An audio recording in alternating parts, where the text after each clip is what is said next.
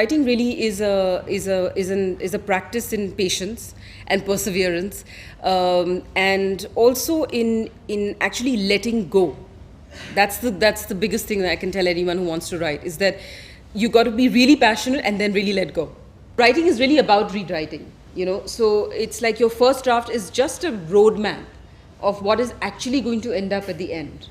First script that I wrote, which is going to be the case for anybody who wants to write, more or less, anyone here, is that you write it for nothing.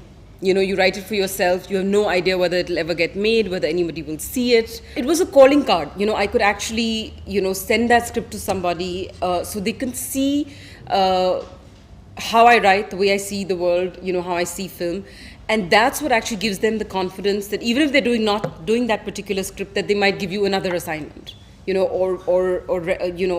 delegate something else, or another project in which you can work. So the big lesson for that, I think, for everyone here is that, you have to bite that bullet. The first script, if you're going to write, has, there's no choice. You just have to put in the time and just write it like you're only writing it for yourself. The rest is, once you have a film out there and it has met with some success, and appreciation, then you do have much better chances of landing the next job and the next job.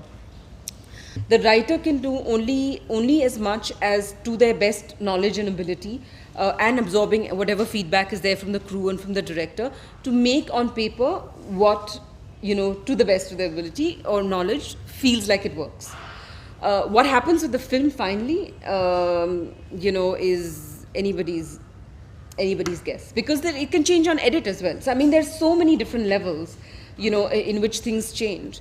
So often I read critics' reviews, and and they're talking about this aspect or that aspect and stuff, and I just laugh, because I'm like, you actually don't know you're only judging by what the final film is. But if you've been a critic and you understand the way the industry works as all, you should know, in fact, that it could very well not have been the way that was intended. But that's not how they discriminate things, and which is why it sometimes is a bit laughable, because unlike in the West, where you have a bound script, and often people are bound by contract, but directors are bound by contract not to be able to change it.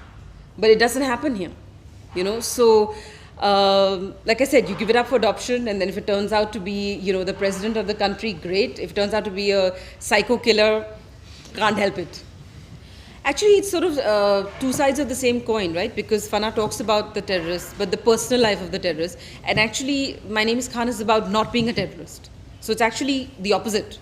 But the thing that I've enjoyed the most in all these years is not only the creative interaction with with the crew that you work with, but the people that work in film, and you get to learn so much from them and their fields. But also the reaction of how audiences take in a film. The things they appreciate or they don't, or how they articulate it and they don't.